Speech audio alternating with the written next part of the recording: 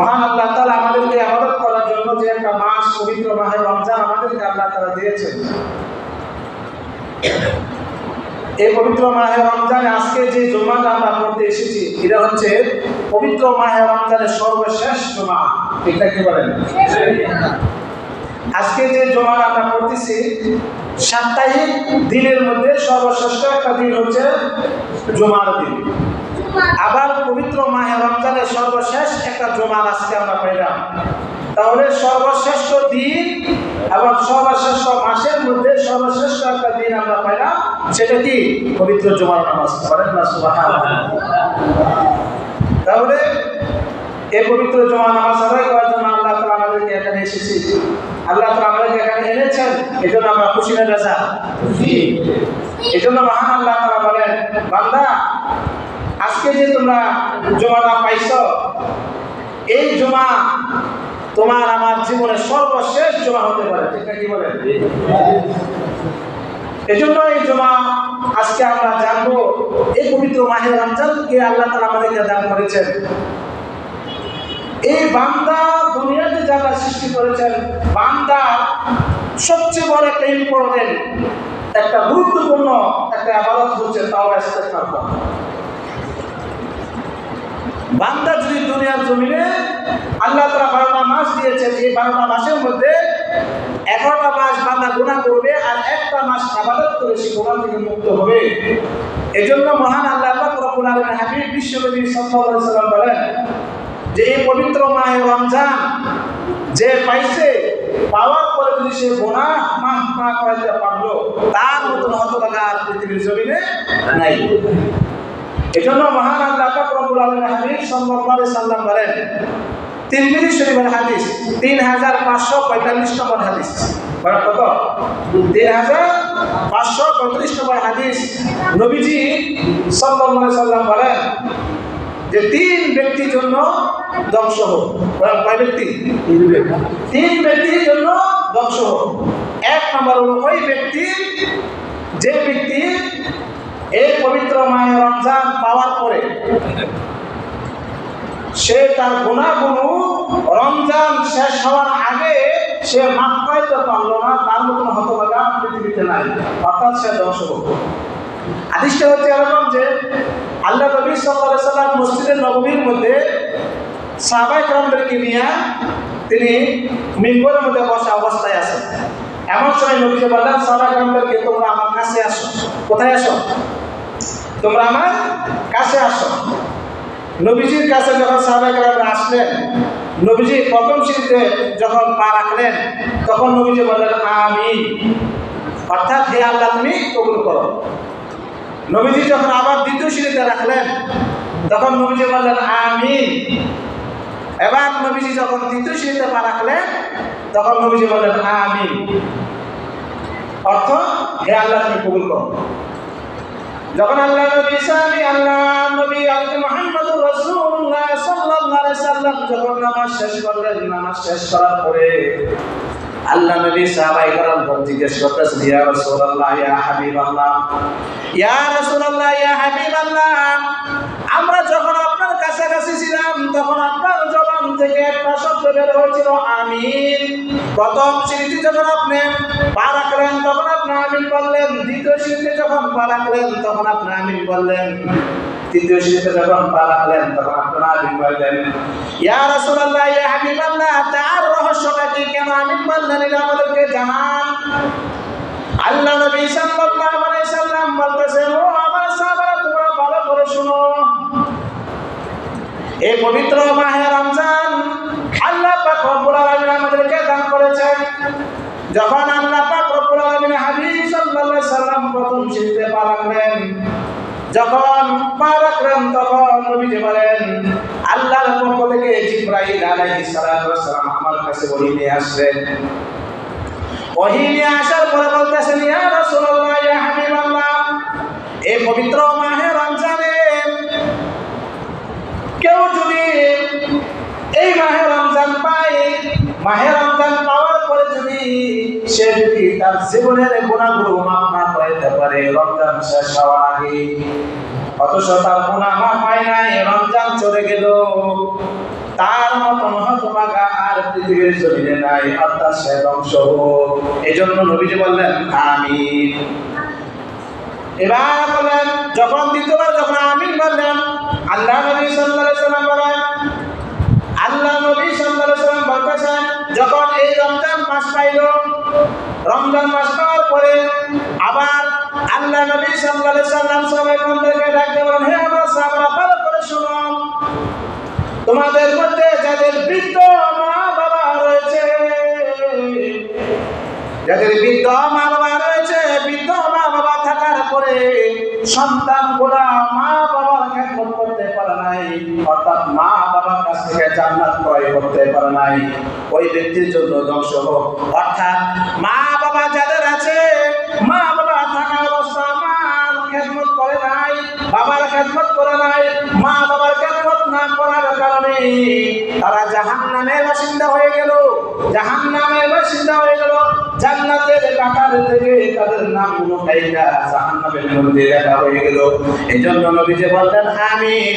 ওই সমস্ত ব্যক্তিদের, ওই সমস্ত সন্তানদের জন্য ধ্বংস হোক যে সন্তানগুলা মা বাবা পাওয়ার পরে মা বাবার খেদমত করে জান্নাত অর্জন করতে পারে নাই।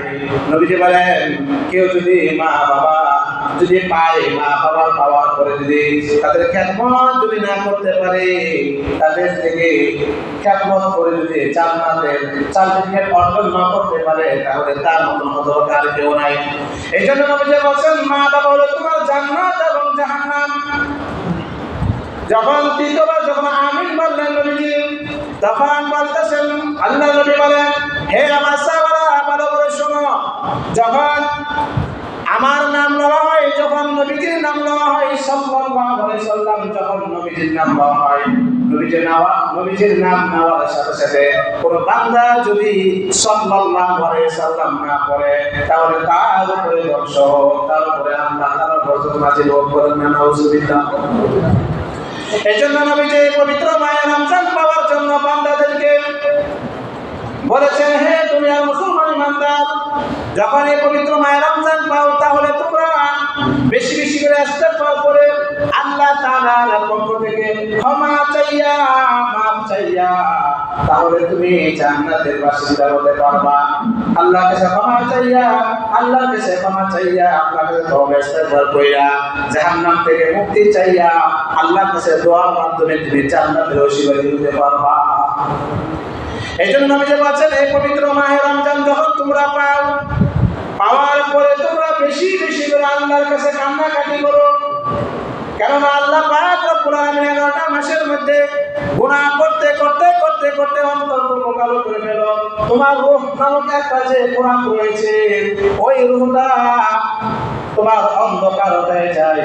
একটা মাস ইবাদত করো, তারাবি করো, বেতের করো, নফল নামাজ পড়ো, ফজরের নামাজ পড়ো, কোরআন তেলাওয়াত করে তাসবিহ তাহলিল করো, এই সমস্ত ইবাদতগুলো করার কারণে আল্লাহ তাআলা রূহ তোমাকে রাজামন্দির মাধ্যমে আল্লাহ তাআলা জান্নাতের সার্টিফিকেট অর্জন করে তুমি জান্নাতে যাইতে পারবা। এজন্য নবীজি বলেন, এই যখন রমজান মাস তোমরা পাও, বেশি বেশি করে আল্লাহর কাছে তোমরা ইস্তেগফার করো। এজন্য আজকে পবিত্র জুমা, সর্বশেষ জুমা, যে জুমার সময় যে এই শেষ দশকের মধ্যে আল্লাহ পাক আমাদেরকে জাহান্নাম থেকে নাজাত দিবেন, তাদেরকে যাদের দোয়া আল্লাহ তাআলা কবুল করেছেন, বলেন না সুবহানাল্লাহ, যাদের দোয়া কি করেছেন, কবুল করেছেন। এজন্য আজকে আমরা গুনাহ মাফের 11টি পদ্ধতি ইনশাআল্লাহ আলোচনা করব। কয়টা পদ্ধতি? 11টা পদ্ধতি আলোচনা করব, যাতে করে এই 11টা পদ্ধতি, মানে 11টা নিয়ম যদি আমরা মানতে পারি, তাহলে অবশ্যই আল্লাহ তাআলা আমাদের গুনাহগুলো মাফ করে আল্লাহ তাআলা আমাদের জাহান্নাম থেকে নাম কাটাইয়া জান্নাতের বাসিন্দা করে দেবেন, বলেন না আমিন। নাম্বার 1 নাম্বার হচ্ছে তাওবা করা। বলেন কি করা? তাওবা করা। আল্লাহ পাক রব্বুল আলামিন পবিত্র কালামের মধ্যে সূরা তাহরীম 8 নাম্বার আয়াত আল্লাহ বলেন, ইয়া আইয়ুহাল্লাযীনা আমানু তুবু ইলাল্লাহি তাওবাতান নাসুহা। আল্লাহ পাক রব্বুল আলামিন দুনিয়ার মুসলমানদেরকে ডাকতে বলেন, হে দুনিয়ার মুসলমান ইমানদার, তুবু, তোমরা তাওবা করো কাছে তোমরা তাওবা করো, তাওবাতান নাসুহা, একনিষ্ঠভাবে তাওবা। যদি তোমরা তাওবা করো তাহলে কে না করবে? আল্লাহ বলেন আসা রাব্বুকুম আইয়াগফিরাকুম। আল্লাহ বলেন যখন তোমরা তাওবা করো তাহলে তোমাদের গুনাহগুলো আল্লাহ তাআলা maaf করে দিবেন। বলেন না সুবহানাল্লাহ। কি করে দিবেন? আল্লাহ তাআলা তোমাদের গুনাহগুলো maaf করে দিবেন। আসা রাব্বুকুম, তোমাদের প্রতিপালক হয়তো আইয়ুকাফিরা মিনকুম সাইয়্যাতিকুম, তোমাদের গুনাহগুলো আল্লাহ maaf করে দিবেন। এবং গুনাহ maaf করার পরে আল্লাহ কি করবেন? ওয়া ইয়াদখিলাকুম জান্নাতিন তাজরি মিন তাহতিহাল আনহার। আল্লাহ তাআলা তোমাদের গুনাহগুলো maaf করাইয়া তোমাকে আল্লাহ তাআলা জান্নাত দান করবেন। বলেন না সুবহানাল্লাহ। কি করবেন? তোমাদের গুনাহগুলো maaf করাইয়া আল্লাহ তাআলা জান্নাত দিবেন। তাহলে এক নম্বর কি? তাওবা করা। দুই নম্বর ইস্তেগফার করা। কি করা? দুই নম্বর ইস্তেগফার করা। বেশি বেশি করে আল্লাহর কাছে আমরা ইস্তেগফার করা। ইস্তেগফার কি? আস্তাগফিরুল্লাহাল্লাযী লা ইলাহা ইল্লা হুয়াল হাইয়ুল কাইয়্যুম। মহান আল্লাহ পাক রব্বুল আলামিন হাবিব দৈনিক একবার নয়, দুইবার নয়, গুনাহ মাফের জন্য আল্লাহ নবী 100 বার তাওবা করতেন, ইস্তেগফার করতেন আল্লাহর কাছে। এই জন্য নবীজি বলেছেন যখন তোমরা নামাজ পড়ো, নামাজ পড়ার সাথে সাথে সালাম ফেরানোর সাথে সাথে আস্তাগফিরুল্লাহ আস্তাগফিরুল্লাহ আস্তাগফিরুল্লাহ তোমরা কমপক্ষে 3 বার বলো। মানে কি? ইস্তেগফার করলে আল্লাহ তাআলা কি করবেন? তোমার গুনাহগুলো maaf করে দিবেন। বলেন না সুবহানাল্লাহ। কি করে দিবেন? maaf করে দিবেন। গুনাহগুলো maaf করে দিবেন। 2 নম্বর। 3 নম্বর হলো যে গুনাহ মাফের আশায় আল্লাহর কাছে মাফ চাওয়া। গুনাহ মাফের আশায় কি চাওয়া? মাফ চাওয়া। কিসের আশায়? গুনাহ আমি করেছি, গুনাহ করার পরে আল্লাহ যা আমাকে মাফ করবে ওইভাবে আল্লাহর কাছে আমাকে কি করা? চাইতে হবে। 3 নম্বর। 4 নম্বর হচ্ছে নবী সাল্লাল্লাহু আলাইহি সাল্লামের পূর্ণ আনুগত্য করা, অর্থাৎ নবীর আতায়াত করা। নবীজি সাল্লাল্লাহু আলাইহি সাল্লাম আমাদেরকে যেভাবে বলছেন ওইভাবে আমাদের কি করতে হবে? এই দুনিয়ার মধ্যে আমাদেরকে জীবন যাপন করতে হবে।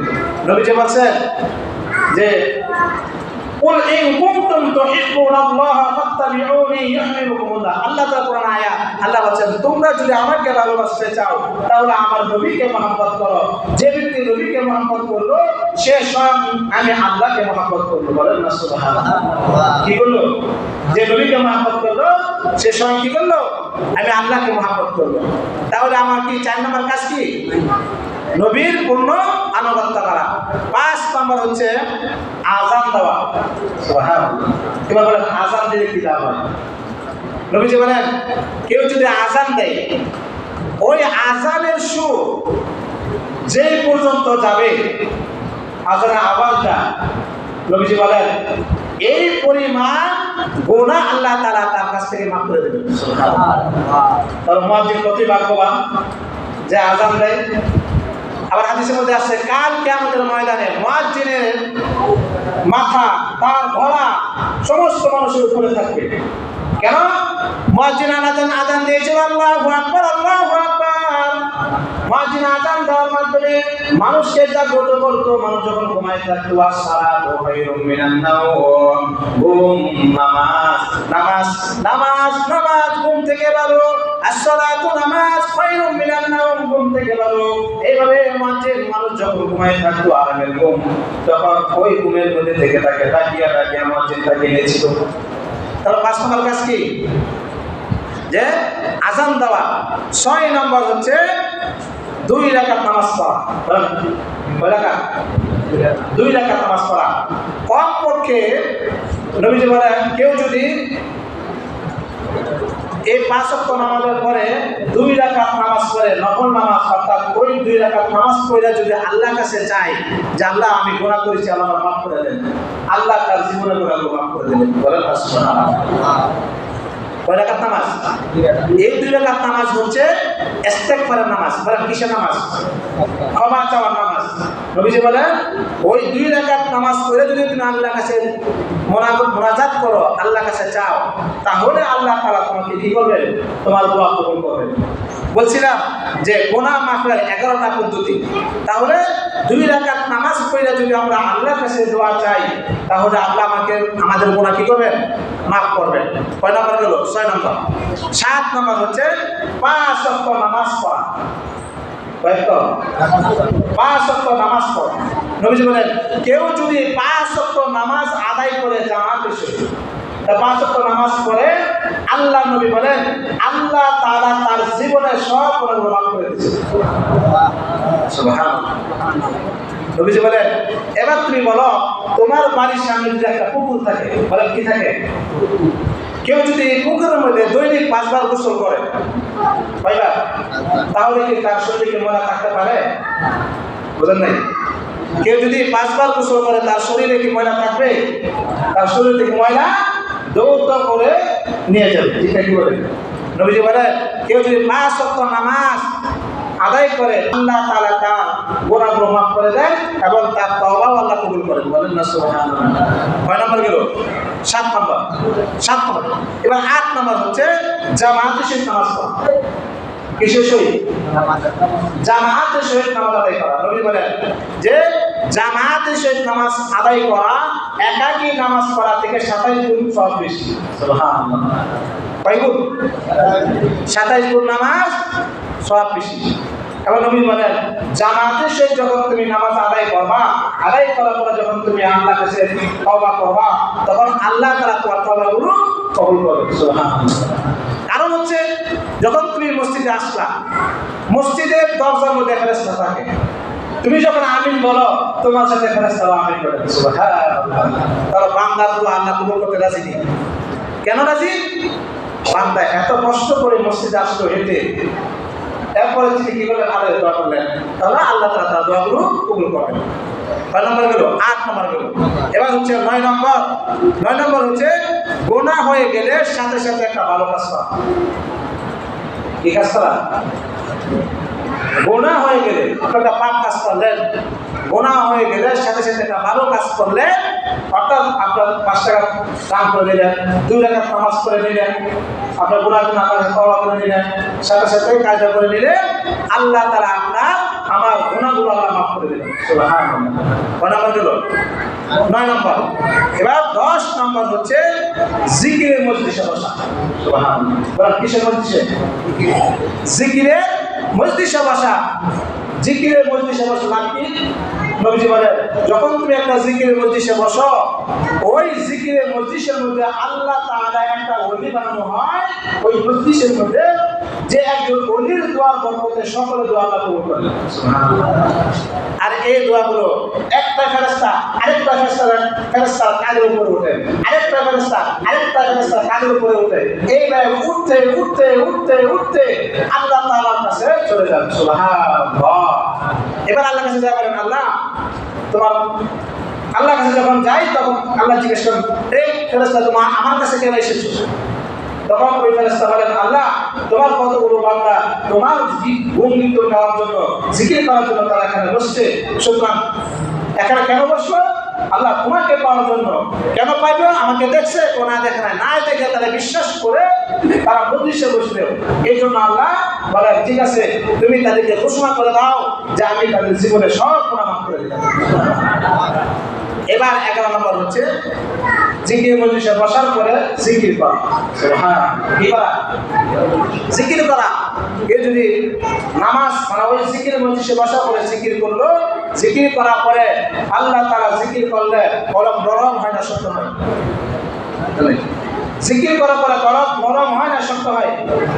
বুঝলেন নাই? দিলটা কি হয়? নরম হয়ে যায়। এই জন্য মান আল্লাহ পাক রব্বুল আলামিন হাবিব সাল্লাল্লাহু আলাইহি সাল্লাম বলেন, দুনিয়ার মুসলমান ইমানদার তোমরা বেশি বেশি করে আল্লাহ তাআলা জিকির করো। আল্লাহ তাআলা পবিত্র কালামের মধ্যে বলেন, ফাযকুরুনি আযকুরুকুম। বান্দা তোমরা আমাকে স্মরণ করো, বান্দা তুমি যদি আমাকে স্মরণ করো তাহলে আমিও তোমাদের স্মরণ করব। সুবহানাল্লাহ।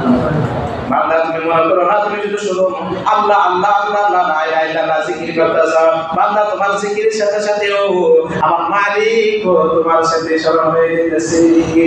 আল্লাহ তোমার সাথে তোমার স্মরণ করতে বান্দা আমার ডাকো কা ডাকো কা ডাকো কা। বান্দা যখন ডাকতে ডাকতে ডাকতে ডাকতে পেরেশান হয়ে যায়, তখন আল্লাহ বলেন ফেরেশতা তাদেরকে ঘোষণা করে দাও আমি আল্লাহ তাআলা তাদের জীবনের সমস্ত গুনাহগুলো মাফ করে দিলাম। এজন্য আসুন, এই পবিত্র মাহে রমজান আমাদের কাছ থেকে বিদায় নিয়ে যাচ্ছে। এই মাহে রমজান আর কিছুদিন বাকি আছে, 2 দিন বাকি আছে। শাওয়ালের 4 দিন দেখা যায়, তাহলে আমরা এই ঈদুল ফিতরের নামাজ আদায় করবো। এজন্য এই 2 দিনের ভিতরে আমরা বেশি করে তওবা ইস্তেগফার করি। তওবা ইস্তেগফার করলে নবীজি বলেন এই তওবা ইস্তেগফারটা ওই আমার আপনার হয়তো এতদিন আমার তওবা ভুল ছিল, ত্রুটি ছিল, আল্লাহর কাছে শুকরিয়া করতে পারে নাই, যেহেতু ত্রুটি ছিল, আর 2-1 দিন যে সময় আছে ওই সময়ের ভিতরে বেশি করে একটু সময় দিয়ে আল্লাহর কাছে কান্নাকাটি করি, আল্লাহর কাছে তওবা করি, বেশি করি। আল্লাহ তুমি আমাকে মাফ করো। আল্লাহ মাফ করবো না কেন? আল্লাহর কাছে আমরা চ্যালেঞ্জ করে দেই, মালিক কত কষ্ট করে সারাদিন রোজা রেখে ইফতার করলাম, একটা সেকেন্ড আগে তোমার হুকুম আমরা অমান্য করি নাই। তার আমি করেছি কষ্ট করে, বেতন করেছি, রাতে 3টা-4টার সময় উঠা আরামের ঘুম আরাম করে শুয়ে গিয়েছি, তোমার হুকুম পালন করেছি। আল্লাহ তুমি আমাদের দোয়াগুলো কবুল করো। আল্লাহ বলেন বান্দা আমি আমার কাছে যখন তুমি এই দোয়াগুলো করো, আমার আল্লাহর কাছে আমার স্মরণ ভাগে তোমাদের দোয়াগুলো ফিরে দিতে, আমি আল্লাহ তোমাদের দোয়াগুলো কবুল করে দিচ্ছি। এজন্য এই যে কয়েকটি সময় আছে আমরা এই কয়েকটি বেশি বেশি তওবা ইস্তেগফার করে, এই তওবা ইস্তেগফার করে আমার আপনার জীবনের সমস্ত গুনাহগুলো মাফ কইরা আল্লাহ তাআলা আমাদের সকলকে জান্নাতের দৃষ্টি করে নামগুলো লেখায় নেন। সকল বলে আমিন। ওয়া আখিরু দাওয়ানা আলহামদুলিল্লাহি রাব্বিল আলামিন। যা সুন্নাত করে চালু করে ইনশাআল্লাহ।